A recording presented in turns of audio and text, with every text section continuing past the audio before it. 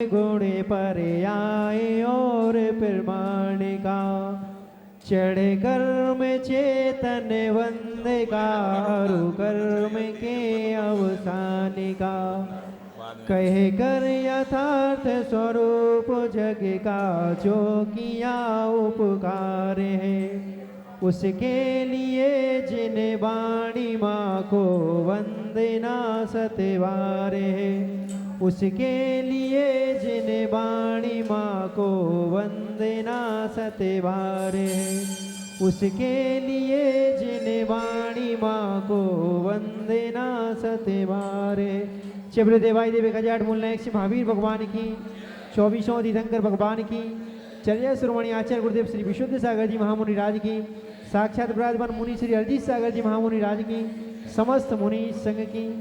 चलिए खड़े हो जाइए और हाथ जोड़ करके निवेदन करते हैं। हे गुरुदेव आप अपने मुखारबिंद से अमृतमयी दिव्यमयी पावनमयी वाणी से हम सभी को चिन्वाणी का सार बता के कृतार्थ कीजिए। नमोस्तु गुरुदेव नमोस्तु गुरुदेव नमोस्तु गुरुदेव। नमः सिद्धिभ्यः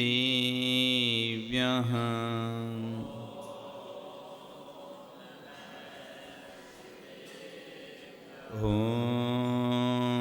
नमः सिद्धिभ्यः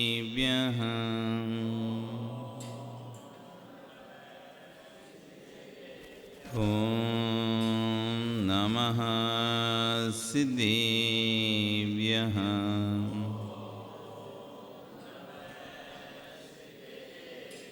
सत्वे सुमेत्रिं गुणिषु प्रमोदं क्लिष्टेषु जीवेषु कृपापरत्वं माध्यस्थभावं विपरीतवृत्तौ सदा ममात्मा विदधातु देव सदा ममात्मा विदधातु देव। नमो अरिहन्ताणं नमो सिद्धाणं नमो ऐरियाणं नमो वज्रायाणं नमो लोयेश विशाहुणं।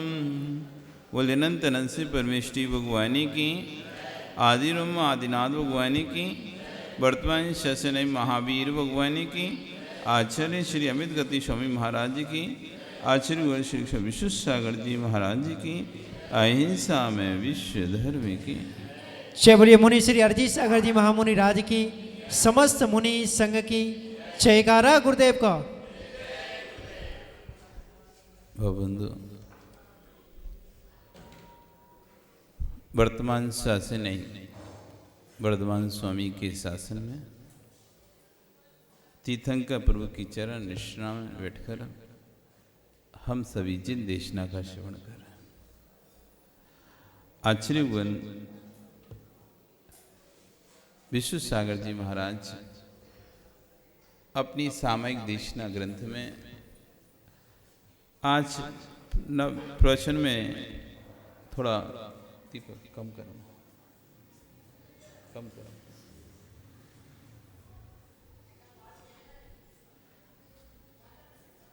प्रश्नों में आज के प्रवचन में कह रहे हैं कि 3 वस्तुएं सुरक्षित रखना।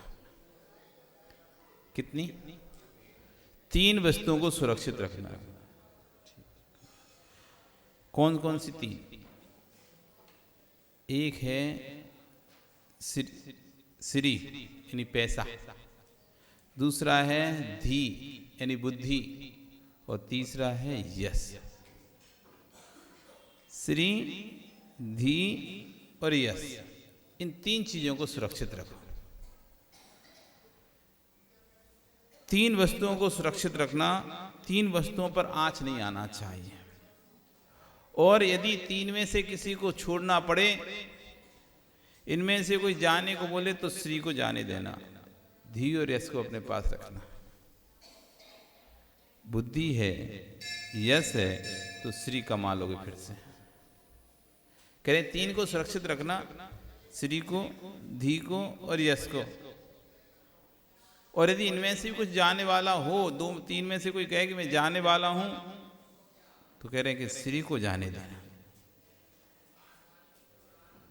धी और यश अपने पास रखना, क्योंकि बुद्धि होगी और यश होगा तो श्री अपने आप आ जाएगी।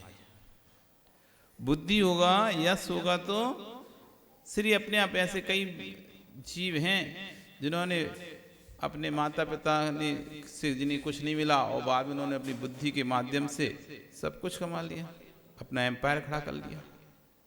सभी लोग ऐसे नहीं होते जिन्हें अपने माता पिता की संपत्ति मिली हो। बहुत से जीव ऐसे रहते हैं जो स्वयं अपनी मेहनत से कमाते हैं और आगे बढ़ते हैं और अपना एम्पायर खड़ा करते हैं, अपना साम्राज्य बनाते हैं, अपना पैसा बनाते हैं। और यदि धी भी ना बचा पाओ, अगर धी और श्री यश में से कोई 2 में से कोई जाने वाला हो, फिर बुद्धि को जाने दो, यश को बचा के रखना। दोनों में से कोई जाने वाला है तो धी को छोड़ देना, यश को बचा लेना, क्योंकि परिणामों की विशुद्धि यश पर आधारित है। जितने परिणामों की विशुद्धि है वो ना तो श्री पर आधारित है ना धी पर आधारित है, यश पर आधारित है। यदि आपका अपयश फैल गया जगत में, आप शांति से बैठ नहीं पाओगे, आप शांति से सो नहीं पाओगे, हर समय संक्लेशता और क्लेश रहेगा आपको। आपके अपयश फैल जाए मान लो कोई बात को लेके, अब बताओ कितना भी पैसा हो, कितनी बुद्धि हो, क्या आप शांति से रह पाओगे क्या? हर समय एक संताप, एक दुख, एक क्लेश अंदर बैठ रहेगा। मेरा जगत में अपवाद हो रहा है, मैंने तो ऐसा किया नहीं है, लोग मेरे बारे में ऐसा बोल रहे हैं, आपके बारे में गलत प्रचार हो रहा है। तो कह रहे हैं कि धी, श्री और धी में से क्या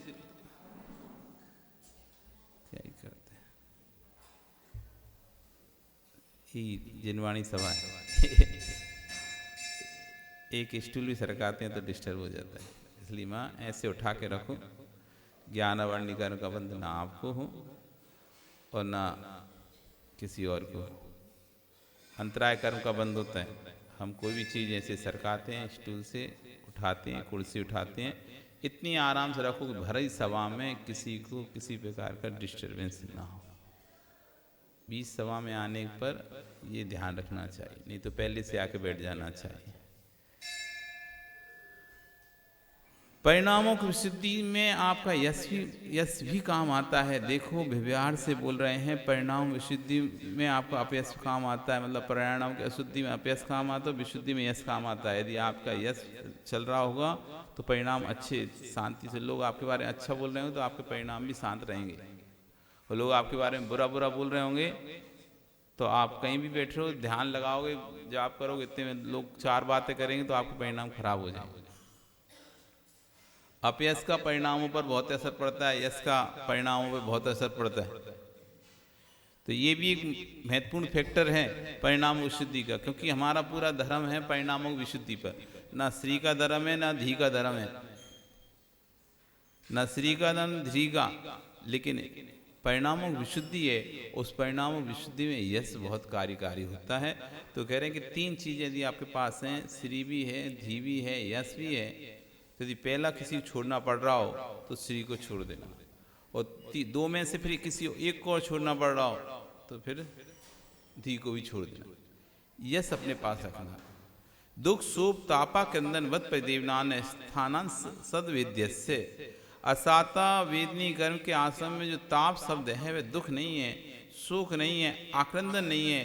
ताप अलग वस्तु है, दुख अलग है और संताप अलग है, आक्रंदन अलग है और संताप अलग है।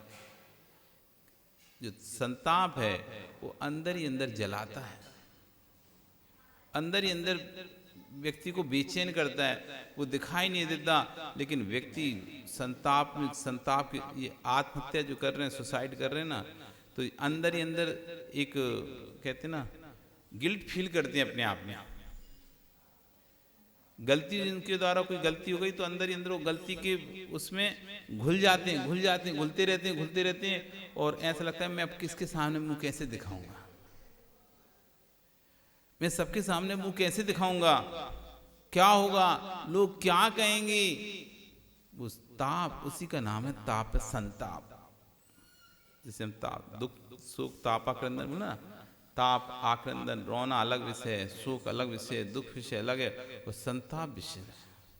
सुख होता है अपने इष्ट के जाने पर, दुख होता है शरीर में पीड़ा आने पर।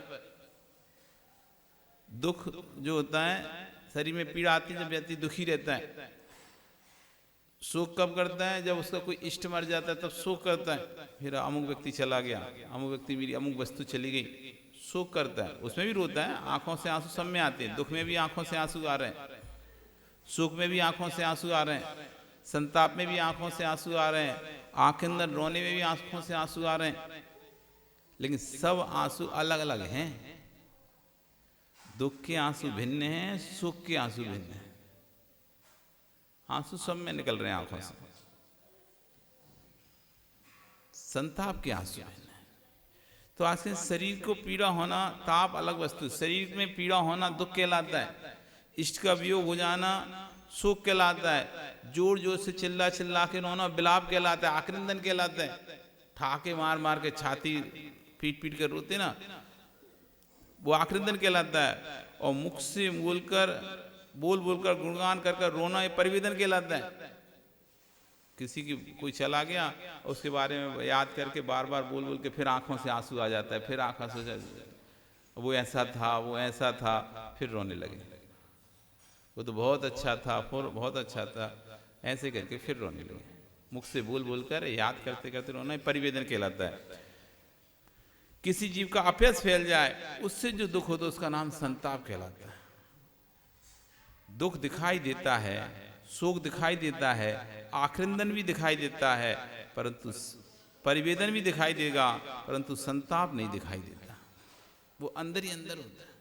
दुख दिखाई दे जाएगा, अरे शरीर में इसको बहुत पीड़ा है, चेहरे से समझ में आ जाएगा ना, शरीर में बहुत पीड़ा है, इसके बहुत दुख है। शोक भी है, देखो इसका इष्ट व्यक्ति चला गया, इसको बहुत शोक है, रो रहा होगा, आक्रंदन वो भी दिखाई जाए, कितना जोर जोर से रो रहा है। परिवेदन भी दिखाई जाए, दूसरे की याद कर करके फिर से रो रहा है, परिवेदन। लेकिन संताप दिखाई नहीं देता। वो तुम्हें अंदर ही अंदर घुटता है। दूसरा जीव को पता नहीं इसका क्या इसको समस्या है, वो तो समझ रहा है सब अच्छा चल रहा है, लेकिन वो उसको ही पता है कि उसने क्या अंदर छुपा के रखा है, क्या उसके अंदर ऐसी बात छुपी है जो किसी को बता नहीं पा रहा व्यक्ति। कितनी ऐसी बात होती है जो आप अंदर घुटते रहते हैं जिसे कहते हैं, और लोगों को लगता है अच्छा चेहरा अच्छा दिख रहा है, अरे कल तो वह अच्छा खासा था, उसने सुसाइड कर लिया, हमें तो अच्छी बात करते करते गया था, हमसे तो बोलते बोलते गया था, ऐसे हम तो खूब अच्छे रास्ते से अच्छे से बात करें, घर में सबसे अच्छे से बात किया, और सुबह पता चला कि उसने सुसाइड कर लिया रात में। वो तो किसी को समझ में नहीं आता, ये टेंशन में इतनी गहरी टेंशन में है कि व्यक्ति मर जाएगा। आप सोच ही नहीं पाए, यानी दिख ही नहीं रहा था। वो संताप है, वो दिख नहीं रहा था, वो जिसके पास था बस उसी को ही वेदन हो रहा था। हाँ, थोड़ा थोड़ा टेंशन में तो दिखता था, लेकिन इतनी टेंशन में था, कैसे बोलते हैं, यही शब्द होते हैं ना। कोई व्यक्ति सुसाइड करता है तो हम जब उसके बारे में चर्चा करते हैं, हाँ कल ही मिला था, टेंशन में तो लग रहा था, थोड़ा तो टेंशन लग रहा था, लेकिन इतना टेंशन था कि आदमी मर जाएगा इतना नहीं पता था हमको।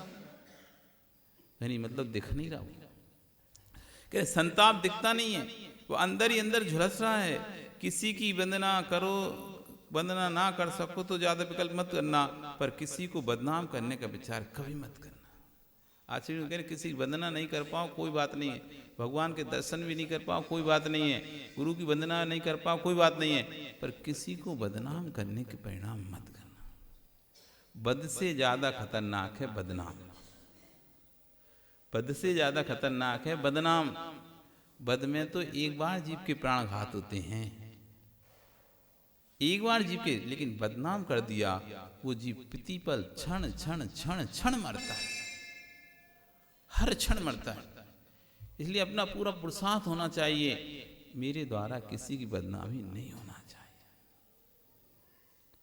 क्योंकि हमारी जिब्बिया जरा मिल जाती है, ये जीभ है जरा मिल जाती है, न सोचते हैं न समझते हैं, बोल देते हैं, बात में उसका कितना प्रभाव पड़ेगा, कैसा प्रभाव पड़ेगा, ये हमको पता ही नहीं चल पाता। उसका क्या प्रभाव होगा, कितना विकराल प्रभाव होगा, कितना भयानक प्रभाव होगा, इस जिब्या का ये पता ही नहीं होता हमको। है 3 इंची की बस,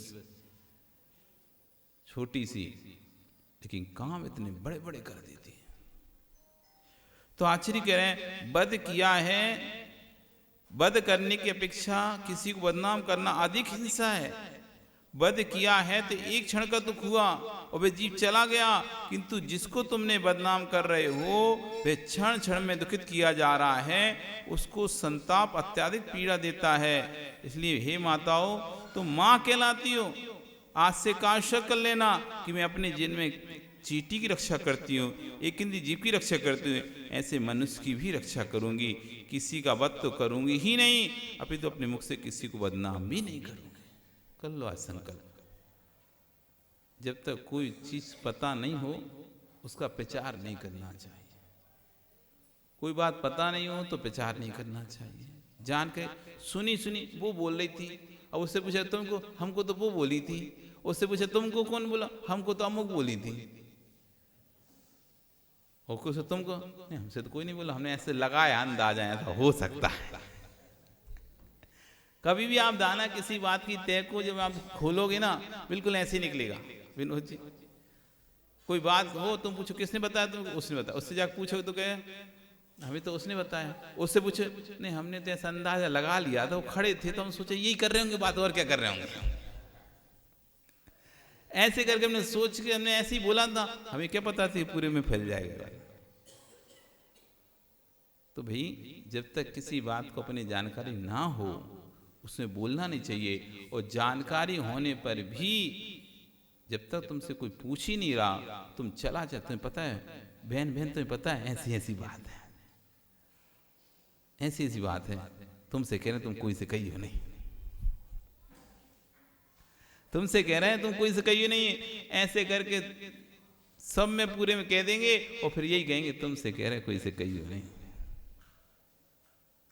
हमें कसम दी उसने सामने वाले ने कि बताना नहीं, पर हम तुम्हें बता रहे हैं। जब कसम दी थी सामने वाले ने, कसम खिलाई थी आपको सामने, तो फिर तुमने बताई कैसे। ये भी कह रहे हैं, देखो हंसी आती तब आदमी बोलता भी और कैसे बोलता है, सामने वाले हमसे कसम खिलाई है किसी को बताना नहीं। जब तुमको सामने वाले ने कसम खिलाई किसी को बताना नहीं, फिर हमें कैसे बता रहे। मतलब समझ लो इस सबको यही कह के बता दिया और फिर भी कह रहे हैं हमें कसम कोई बताना नहीं। जगत में ऐसे लोग बहुत मिल जाएंगे तो, और जो ऐसे बोल के बता रहे ना, बस समझ लो इन लोगों से ज्यादा सावधान बन कर रहना। ये आज दूसरे को बदनाम कर रहे हैं, कल तुमको भी करेंगे। जो ये कह रहा है ना हमें कसम दी थी बताना नहीं, हम तुमको बता रहे हैं। जब तुमको कसम दी थी बताना नहीं था, फिर तुम बता कैसे रहे। बस इन लोगों से संभल के रहे जो आज किसी और की बुराई कर रहे हैं, नियम से कल आपकी बुराई करने से भी नहीं चूकेंगे, पक्का है। इसलिए उनको कभी अपने राज मत बताना, कभी अपनी पर्सनल बातें नहीं बताना। जिनके पेट में आज दूसरे की बात नहीं पच रही तो तुम्हारी बात भी नहीं पच सकती उनके पेट में। जो दूसरी बुराई कर रहे हैं समझ लो कि इनके पेट में बात नहीं पची है, ये पेट का पक्का नहीं है। पेट के पक्के लोग होते हैं ना, सुन के पता नहीं चला मुंह से निकालते नहीं, सुन भी लेते हैं ना तो ऐसे उनके पेट में जाती है कोई निकाल भी नहीं पाता। और जो पेट के कच्चे होते हैं ना, सुना और तुरंत उनके अंदर एक जैसे जुलाब ले लेने के बाद वो गुड़ गुड़ गुड़ गुड़ होने लगती है ना पेट में। अब नहीं जाए तो दिक्कत होती है, वो अंदर इतना प्रेशर बनता है कि लगता है कि नहीं जाओ, कभी पेट में आँव पड़ती ना आँव, तो ऐसा लगता है जाना है जाना जाना है, रह नहीं पाता। ऐसे जिनके पेट कच्चे हैं, पेट के कच्चे हैं, तो कोई जैसी बात सुनते हैं ऐसी बात तुरंत उनके अंदर जुलाब जैसा हो जाता है। और उसको जब तक निकाल नहीं दें, एक बार नहीं, दो बार नहीं, 4 बार निकाल नहीं दें, तब तक वो शांति नहीं आती, वो वेदन नहीं होता शांति का।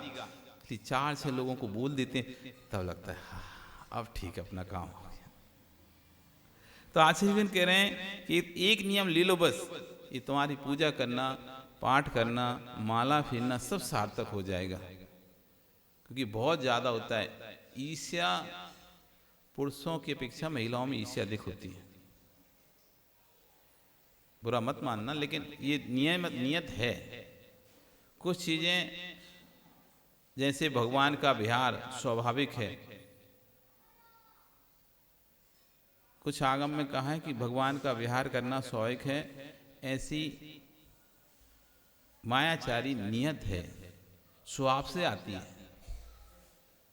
और ईर्ष्या और अधिक आती है।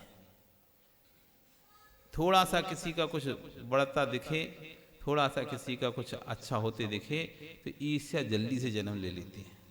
और ईर्ष्या के बस होकर हम सामने वाले प्रति क्या क्या बोल देते हैं, ये हमको भी कुछ समझ नहीं आता। तो आचार्य कहेंगे, अगर चींटी की रक्षा करते हो, एक इंद्रिय जीव की रक्षा करते हो, भगवान की पूजा पाठ भक्ति आदि करते हो, तो एक नियम जरूर ले लो, किसी का वध तो करोगे ही नहीं, अपितु अपने मुख से किसी को बदनाम भी नहीं करोगे।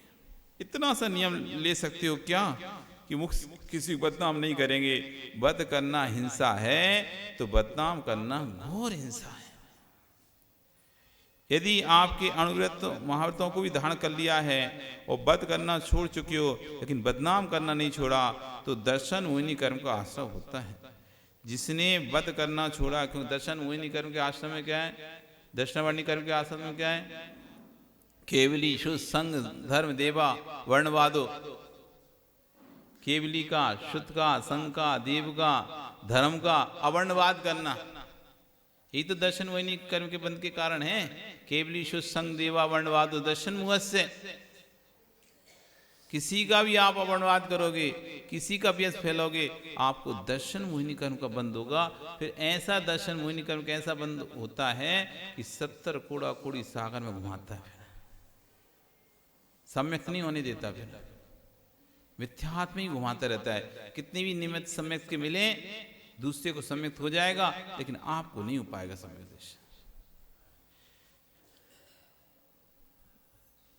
जिनने वध करना छोड़ा है उनको चारित्र प्राप्त हुआ है, और जो वध करता है उसको चारित्रिक कर्म का आश्रय होता है, और जो बदनाम करता है उसको दर्शन मोहिनी कर्म का आश्रय होता है, वह मिथ्या दृष्टि हो जाता है।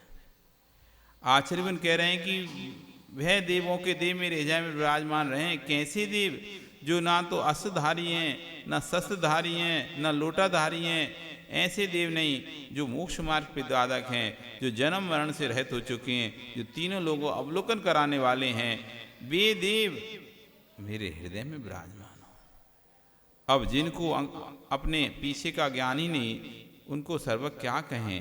शिष्य ने कहा, भगवान स्वर्ग मोक्ष कहाँ है।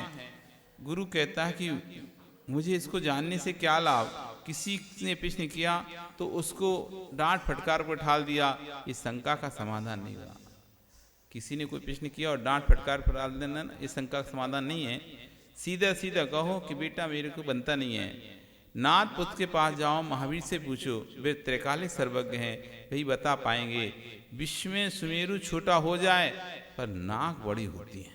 कह रहे हैं लोगों की नाक के आगे सुमेरु भी छोटा पड़ जाता है। व्यक्ति को अपने अभिमान होता है ना, तो अभिमान के आगे वो जानता है कि सामने वाला मुझसे ज़्यादा ज्ञानी है, तब भी वो बताता नहीं कि सामने वाला ज्ञानी है, तो मेरा सम्मान घट जाएगा। सिमरू के को चाहे चावल बराबर बना दो, परंतु मेरी नाक की रक्षा करना। वसु ने क्या किया, पर्वत ने क्या किया, नाक के पीछे, अभिमान के पीछे सत्य को भी झूठ कह दिया और झूठ को भी सत्य कह दिया।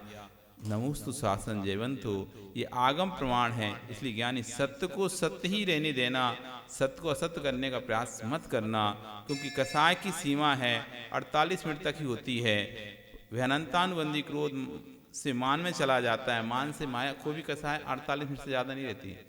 आपको लगता है कि 1 घंटे से क्रोध कर रहा है, बिल्कुल हर कसाय की सीमा 48 मिनट रहती है। क्रोध से मान में कन्वर्ट हो जाएगा, मान से माया में कन्वर्ट हो जाएगा, माया से लोभ में जाएगा, फिर क्रोध में आ जाएगा। 48 मिनट के अंदर, मतलब अंतर्मुख की रहती है। अंतर्मुख 48 मिनट के अंदर अंदर का होता है। 6 समय से ऊपर जितना भी समय है 48 मिनट के अंतर्मुख के अंदर आता है। तो कन्वर्ट बदलती रहती है हमारी कथाएं बीच बीच में। कभी क्रोध चल रहा होता है, कभी मान चल रहा, तो माया हम पकड़ नहीं पाते, वो विषय अलग है। मोटी चीज़ पकड़ में आ जाती है, छोटी चीज़ पकड़ में नहीं आती। तो मोटी चीज़ कसा है, क्रोध चल रहा है, क्रोध के बीच थोड़ी देर शांत हुई, कोई मान आ गया उसी बीच में, तो क्रोध से कन्वर्ट होकर मान में चला गया, मान से माया में चला गया, कुछ सोचने लगे, क्रोध करते करते कुछ सोचने लगे, मायाचारी चलने लगी, प्लानिंग बनाने लगे, माया में आ गया, तभी किसी वस्तु को प्राप्ति का भाव आ गया, लोभ में आ गया, वापस फिर क्रोध में आ गया। और इस समय इतना सूक्ष्म था, हम पता ही नहीं कर पाए, हमें लगा कंटिन्यू क्रोध कर रहा है। तो कोई भी कसाय है वो अंतर 48 मिनट से अधिक नहीं होती हैं।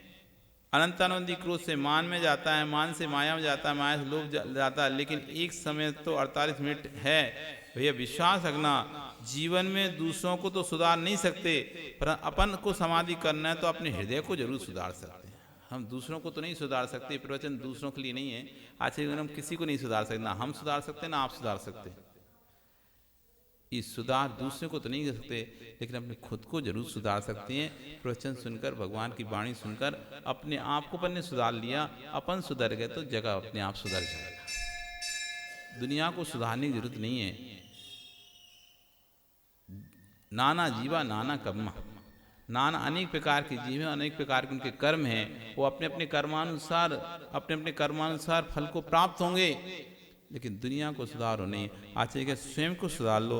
अपन को समाधि करना है तो अपने हृदय से, और जो मोक्ष जीव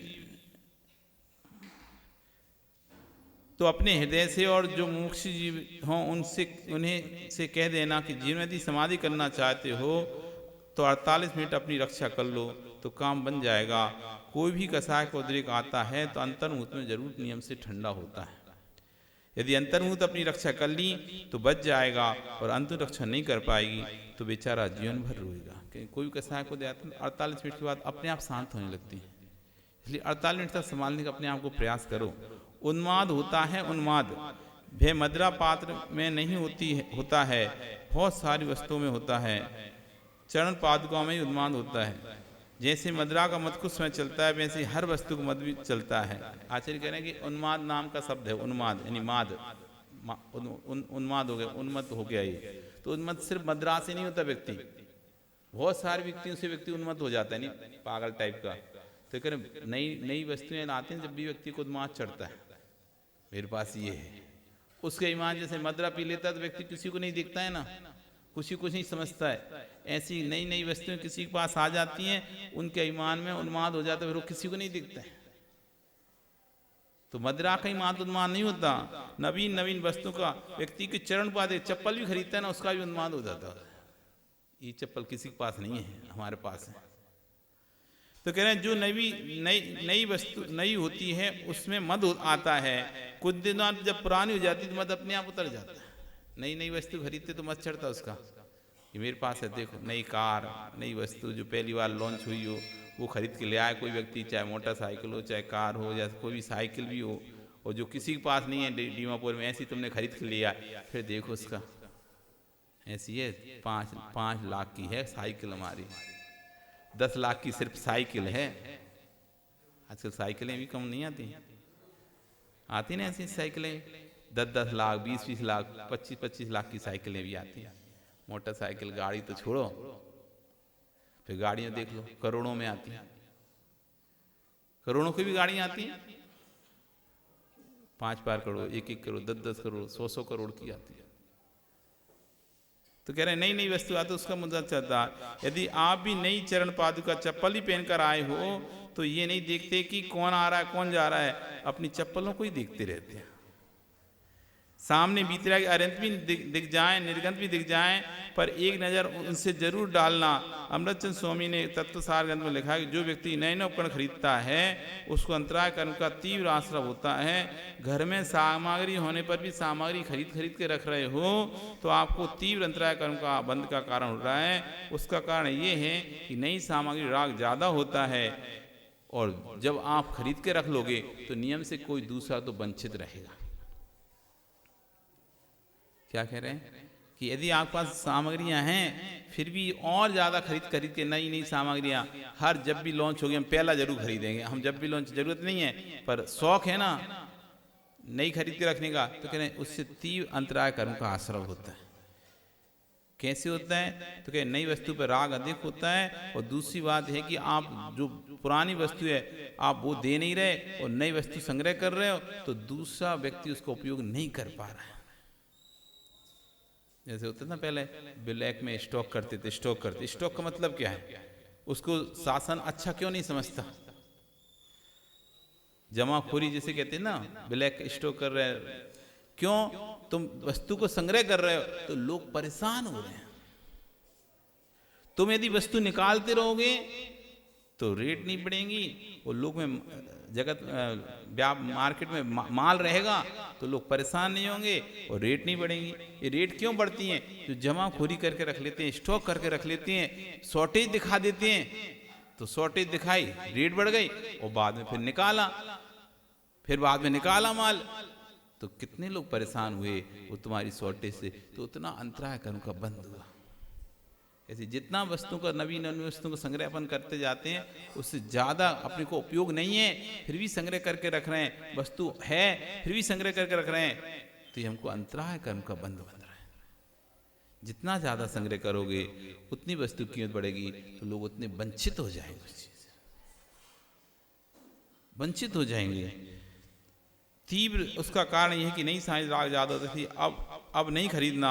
जहाँ राग होता है वहाँ बंद भी होता है, जहाँ राग होता है वहाँ पर क्या होता है, बंद होता है। इसलिए अपना राग कम करो तो बंद भी स्वतः कम हो जाए। आपका समय हो गया, कल फिर आओगे, पर्याय रही तो फिर आचार्यगण यहाँ पर और चर्चा करेंगे कि जो जीवन तेरा जीवन है वह मेरा जीवन नहीं है, वह जीवन जियो वीर प्रभु का जीवन था, वैसा जीवन तो इस पर चर्चा करेंगे। बोलिए भगवान महावीर स्वामी की। चलिए जिनवाणी